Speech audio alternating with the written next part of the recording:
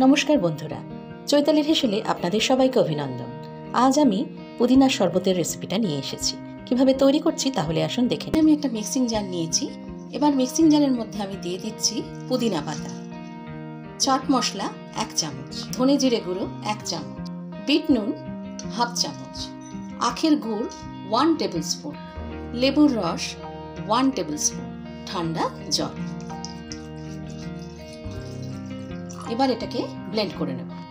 দেখুন, সমস্ত মিক্সিং জারের মধ্যে ব্লেন্ড করা হয়ে গেছে। ঠিক এরকম তৈরি হয়েছে।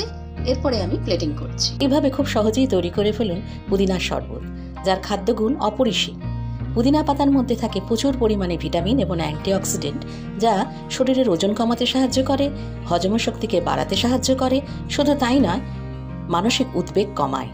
আমার আজকের রেসিপিটা যদি আপনাদের ভালো লাগে, লাইক করবেন, শেয়ার করবেন, কমেন্ট করবেন, সাবস্ক্রাইব করতে কিন্তু ভুলবেন না। খুব ভালো থাকবেন।